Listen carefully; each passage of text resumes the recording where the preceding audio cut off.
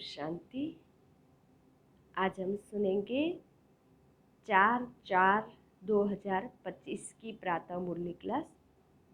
मुरली का सार है, मीठे बच्चे, अभी तुम पुरुषोत्तम बनने का पुरुषार्थ करते हो। पुरुषोत्तम है देवताएं, क्योंकि वह है पावन। तुम पावन बन रहे हो। प्रश्न है, बेहद के बाप ने तुम बच्चों को शरण क्यों दी है? उत्तर है, क्योंकि हम सब किचड़े के डिब्बे में पड़े हुए थे। बाप हमें किचड़े के डिब्बे से निकाल गुल गुल बनाते हैं। आसुरी गुण वालों को देवी गुणवान बनाते हैं। ड्रामा अनुसार बाप ने आकर हमें किचड़े से निकाल एडप्ट कर अपना बनाया है। गीत है, यह कौन आया आज सवेरे सवेरे। ओम शांति। रात को दिन बनाने के लिए बाप को आना पड़े। अभी तुम बच्चे जानते हो कि बाबा आया हुआ है। पहले हम शूद्र वर्ण के थे, शूद्र बुद्धि थे। वर्णों वाला चित्र भी समझाने के लिए बहुत अच्छा है। बच्चे जानते हैं हम इन वर्णों में कैसे चक्र लगाते हैं। अभी हमको परमपिता परमात्मा ने शूद्र से ब्राह्मण बनाया है। कल्प कल्प कल्प के संगम युगे हम ब्राह्मण बनते हैं। ब्राह्मणों को पुरुषोत्तम नहीं कहेंगे, पुरुषोत्तम तो देवताओं को कहेंगे। ब्राह्मण यहाँ पुरुषार्थ करते हैं पुरुषोत्तम बनने के लिए। पतित से पावन बनने के लिए बाप को बुलाता है। बाप को बुलाते हैं तो अपने से पूछना चाहिए, हम पावन कहाँ तक बन रहे हैं। स्टूडेंट भी पढ़ाई के लिए विचार सागर मंथन करते हैं ना, समझते ही इस पढ़ाई से हम यह बनेंगे। तुम बच्चों की बुद्धि में है कि अभी हम ब्राह्मण बने हैं देवता बनने के लिए। यह है अमूल्य जीवन, क्योंकि तुम ईश्वरीय संतान हो। ईश्वर तुमको राजयोग सिखला रहे हैं। ईश्वर तुमको राजयोग सिखला रहे, पतित से पावन बना रहे, पावन देवता बनते हैं। वर्णों पर समझाना बहुत अच्छा है। सन्यासी आदि इन बातों पर नहीं ठहरेंगे, बाकी 84 जन्मों का हिसाब समझ सकते हैं। यह भी समझ सकते हैं कि हम सन्यास धर्म वाले 84 जन्म नहीं लेते हैं। इस्लामी बौद्धि आदि भी समझेंगे कि हम 84 जन्म नहीं लेते हैं। हाँ, पुनः जन्म लेते हैं, परंतु कम। तुम्हारे समझाने से झट समझ जाएंगे।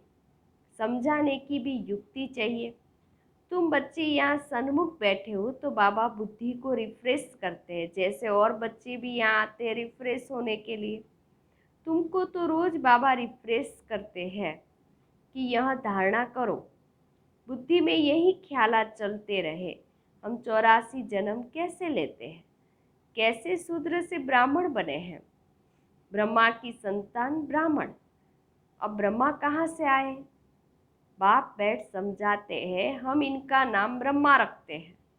यह जो ब्रह्मा कुमार कुमारियाँ है, यह फैमिली हो गए तो जरूर एडप्टेड है। बाप ही एडप्ट करेंगे, उनको बाप कहा जाता है, दादा नहीं कहेंगे। बाप को बाप ही कहा जाता है। मिलकत मिलती ही बाप से है। कोई चाचा मामा व बिरादरी वाले भी कोई चाचा मामा व बिरादरी वाला भी एडप्ट करते हैं। जैसे बाप ने सुनाया था कि एक बच्ची किचड़े के डिब्बे में पड़ी थी। वह कोई ने उठाई, जाकर किसको गोद में दी, क्योंकि उसको अपना बच्चा नहीं था। तो बच्ची जिनकी गोद में गई उनको ही मम्मी मम्मा बाबा कहने लग पड़ेगी। यह फिर है बेहद की बात। तुम बच्चे भी जैसे बेहद के किचड़े के डिब्बे में पड़े थे, विषय वैतरणी नदी में पड़े थे, कितने गंदे हुए पड़े थे। ड्रामा अनुसार बाप ने आकर उस किचड़े से निकाल तुमको एडप्ट किया है। तमो प्रधान को किचड़ाई कहेंगे ना। आसुरी गुण वाले मनुष्य है देह अभिमानी। काम, बाबा कहते हैं काम क्रोध भी बड़े विकार है ना। तो तुम रावण के बड़े रिफ्यूज में पड़े थे, किचड़े के डब्बे में। वास्तव में रिफ्यूजी भी हो। सब तुमने, बाबा कहते अब तुमने बेहद बाप की शरण ली है। रिफ्यूज से निकल गुलगुल देवता बनने।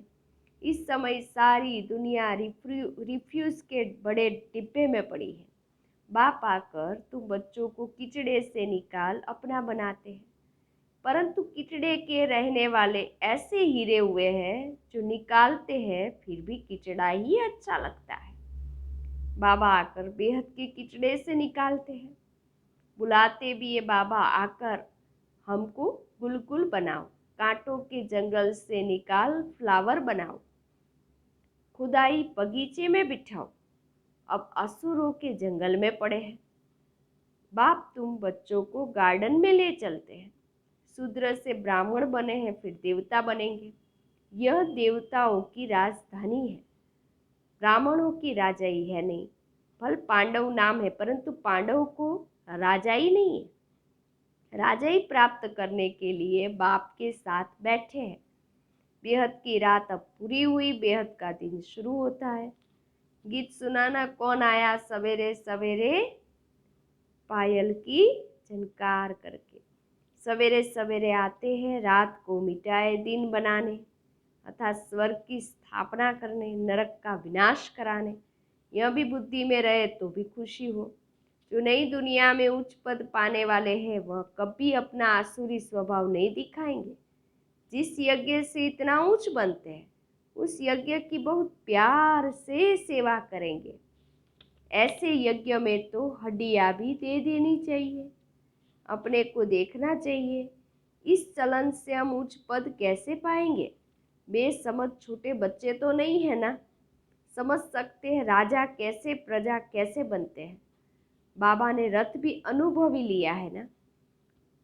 जो राजाओं आदि को अच्छी रीति जानते हैं, राजाओं के दास दासियों को भी बहुत सुख मिलता है। वह तो राजाओं के साथ ही रहते हैं परंतु कहलाएंगे तो दास दासी ना। सुख तो है ना, जो राजा रानी खाए वह उनको मिले। बाहर वाले थोड़ी खा सकते हैं। दासियों में भी नंबरवार होती है, कोई श्रृंगार करने वाली, कोई बच्चों को संभालने वाली, कोई झाड़ू आदि लगाने वाली। यहाँ के राजाओं को इतने दास दासियाँ हैं तो वहाँ कितने डेर हो गए सतयुग में। सब पर अलग अलग अपनी चार्ज होती है, रहने का स्थान अलग होगा। वह कोई राजा रानी जैसे सजाया हुआ नहीं होगा। जैसे सर्वेंट क्वार्टर्स होते हैं ना, अंदर आएंगे जरूर परंतु रहते सर्वेंट क्वार्टर्स में है। तो बाप अच्छी रीति समझाते हैं, अपने पर रहम करो। हम ऊंच ते ऊंच बने। हम अभी शूद्र से ब्राह्मण बने हैं, अहो सौभाग्य, फिर देवता बनेंगे। यह संगम युग बहुत कल्याणकारी है। तुम्हारी हर बात में कल्याण भरा हुआ है। भंडारे में भी योग में रहकर भोजन बनावे तो बहुतों का कल्याण भरा हुआ है। श्रीनाथ द्वारे में भोजन बनाते हैं बिल्कुल ही साइलेंस में। श्रीनाथ ही याद रहता है। भगत अपनी भक्ति में बहुत मस्त रहते हैं। तुमको फिर ज्ञान में मस्त रहना चाहिए। श्री कृष्ण की ऐसी भक्ति होती है बात मत पूछो। वृंदावन में 2 बच्चियां हैं, पूरी भक्तन है।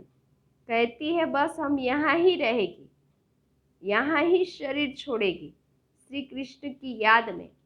उनको बहुत कहते हैं अच्छे मकान में चलकर रहो, ज्ञान लो। बोलती है हम तो यहाँ ही रहेगी। तो उसको कहेंगे भक्त शिरोमणि। श्री कृष्ण पर कितना न्योछावर जाते हैं। अभी तुमको बाप पर न्योछावर जाना है। बाबा कहते पहले पहले शुरू में शिव बाबा पर कितने न्योछावर हुए। शुरू में ढेर के ढेर आए। जब इंडिया में आए तो बहुतों को अपना घर बार याद पड़ने लगा। कितने चले गए, ग्रहचारी तो बहुतों पर आती है ना। कभी कैसी दशा कभी कैसी दशा बैठती है। बाबा ने समझाया है, कोई भी आते हैं तो बोलो कहाँ आए हो। बाहर में बोर्ड देखा, ब्रह्मा कुमार कुमारियाँ, यह तो परिवार है ना। एक है निराकार परम पिता परमात्मा, दूसरा भी प्रजापिता ब्रह्मा भी गाया हुआ है। यह सब उनके बच्चे हैं। दादा है शिव बाबा, उनसे वर्षा मिलता है। वह राय देते हैं, मुझे याद करो तो तुम पति से पावन बन जाएंगे। कल पहले भी ऐसी राय दी थी। कितनी ऊंची पढ़ाई है, यह भी तुम्हारी बुद्धि में है कि हम बाप से वर्षा ले रहे हैं। तुम बच्चे मनुष्य से देवता बनने की पढ़ाई पढ़ रहे हो। तुम्हें जरूर देवी गुण धारण करने हैं। तुम्हारा खान पान बोल चाल कितना रॉयल होना चाहिए। देवताएं कितना थोड़ा खाते हैं, उनमें कोई लालच थोड़ी रहती है। 36 प्रकार के भोजन बनते हैं, खाते कितना थोड़ा है।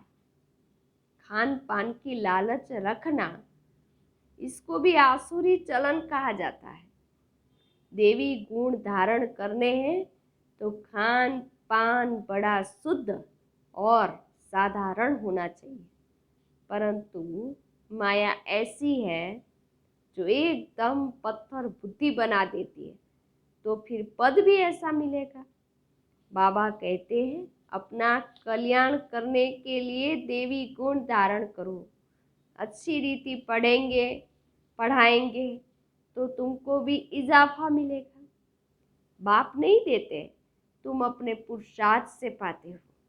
अपने को देखना चाहिए, कहाँ तक हम सेवा करते हैं, हम क्या बनेंगे। इस समय शरीर छूट जाए तो क्या मिलेगा। बाबा से कोई पूछे तो बाबा झट बता देंगे कि इस एक्टिविटी से समझा जाता है कि यह फलाना पद पाएंगे। पुरुषार्थ ही नहीं करते हैं तो कल्पांतर के लिए अपने को घाटा डालते हैं। अच्छी सेवा करने वाले जरूर अच्छा पद पाएंगे। अंदर में मालूम रहता है यह दास दासी जाकर बनेंगे। बाहर से कह नहीं सकते। स्कूल में भी स्टूडेंट समझते हैं कि हम सीनियर बनेंगे व जूनियर। यहाँ भी ऐसे है। सीनियर जो होंगे वो राजा रानी बनेंगे, जूनियर कम पद पाएंगे। साहूकारों में भी सीनियर और जूनियर होंगे, दास दासियों में भी सीनियर और जूनियर होंगे। सीनियर वालों का दर्जा ऊंच होता है। झाड़ू लगाने वाली दासी को कभी अंदर महल में आने का हुक्म नहीं रहता। इन सब बातों को तुम बच्चे अच्छी रीति समझ सकते हो। पिछाड़ी में और भी समझते जाएंगे। ऊंच बनाने वालों का फिर रिगार्ड भी रखना होता है। देखो कुमार का है, वह सीनियर है तो रिगार्ड रखना चाहिए। बाप बच्चों का ध्यान खिंचवाते हैं। जो बच्चे महारथी है उनका रिगार्ड रखो। रिगार्ड नहीं रखते तो अपने ऊपर पाप का बोझा चढ़ाते हो। यह सब बातें बाप ध्यान में देते हैं। बड़ी खबरदारी चाहिए। नंबरवार किसका रिगार्ड कैसे रखना चाहिए। बाबा तो हर एक को जानते हैं ना। किसको कहे तो ट्रेटर बनने में देरी न करें। फिर कुमारियों माताओं आदि पर भी बंधन आ जाते हैं, सितम सहन करने पड़ते हैं। बहुत करके माताएं ही लिखती है, बाबा हमको यह बहुत तंग करते हैं, हम क्या करें। अरे तुम कोई जानवर थोड़ी हो जो जबरदस्ती करेंगे। अंदर में दिल है तब पूछती हो क्या करूं। इसमें तो पूछने की बात ही नहीं है। आत्मा अपना ही मित्र अपना ही शत्रु है, जो चाहे सो करे। पूछना माना दिल है। मुख्य बात है याद की। याद से तुम पावन बनते हो। यह लक्ष्मी नारायण नंबर 1 पावन है ना। मम्मा कितनी सेवा करती थी, ऐसा तो कोई कह ना सके कि हम मम्मा से भी होशियार है। मम्मा ज्ञान में सबसे तीखी थी। योग की कमी बहुतों में है, याद में रह नहीं सकते हैं। याद नहीं करेंगे तो विकर्म विनाश कैसे होंगे। लोग कहता है पिछाड़ी में याद में ही शरीर छोड़ना है। शिव बाबा की याद में ही प्राण तन से निकले। एक बाप के सिवाय और कोई याद न आवे, कहाँ भी आसक्ति न हो। यह प्रैक्टिस करनी होती है। हम अशरीरी आए थे, फिर अशरीरी होकर जाना है। बच्चों को बार बार समझाते रहते हैं, बहुत मीठा बनना है, देवी गुण भी होने चाहिए। देह अभिमान का भूत तो होता है ना। अपने पर बहुत ध्यान रखना है, बहुत प्यार से चलना है। बाबा को याद करो और चक्र को याद करो। चक्र का राज किसी को समझाया तो भी वंडर खाएंगे। 84 जन्मों की ही किसी को याद नहीं रहती है तो 84 लाख फिर कैसे कोई याद कर सके, ख्याल में भी आ न सके। इस चक्र को ही बुद्धि में याद रखो तो भी अहो सौभाग्य। अभी यह नाटक पूरा होता है। पुरानी दुनिया से वैराग्य होना चाहिए। बुद्धि योग शांति धाम सुख धाम में रहे। गीता में भी है ना, मन मना भव। कोई भी गीता पाठी मन मना भव का अर्थ नहीं जानते। तुम बच्चे जानते हो भगवान उवाच, देह के सभी संबंध छोड़ अपने को आत्मा समझो। किसने कहा? स्वयं बाप ने। कोई फिर कहते हैं हम तो शास्त्रों को नहीं मानते नहीं, सॉरी, कोई तो कहते हैं कि फिर हम तो शास्त्रों को ही मानते हैं, भल भगवान आए तो भी नहीं मानेंगे। बरोबर शास्त्र पढ़ते रहते हैं। भगवान आए हैं, राजयोग सिखला रहे हैं, स्थापना हो रही है। यह शास्त्र आदि सब है भक्ति मार्ग के। भगवान का निश्चय हो तो वर्षा लेने लग पड़े, फिर भक्ति भी उड़ जाए। परंतु जब निश्चय हो ना, अच्छा, मीठे मीठे सिक्की लदे बच्चों प्रति माता पिता बाप दादा का याद प्यार और गुड मॉर्निंग। रूहानी बाप की रूहानी बच्चों को नमस्ते। हम रूहानी बच्चों की रूहानी बाप दादा को याद प्यार गुड मॉर्निंग नमस्ते नमस्ते नमस्ते। सदा रहो हंसते। मैं कौन? आत्मा। मेरा कौन? शिव बाबा। कहाँ जाना? परम धाम। बाबा थैंक यू। बाबा शुक्रिया। मेरा बाबा, मीठा बाबा, प्यारा बाबा, लाडला बाबा, वाह बाबा वाह, धन्यवाद बाबा। धारणा के लिए मुख्य सार। पहली पोस्ट, देवता बनने के लिए बहुत रॉयल संस्कार धारण करने हैं। खान पान बहुत शुद्ध और साधारण रखना है, लालच नहीं करनी है। अपना कल्याण करने के लिए देवी गुण धारण करने हैं।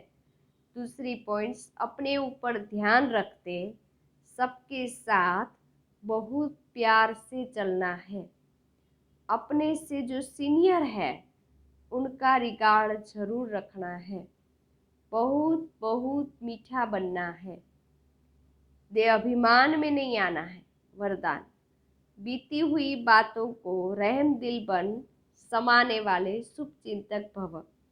यदि किसी की बीती हुई कमजोरी की बातें कोई सुनाए तो शुभ भावना से किनारा कर लो।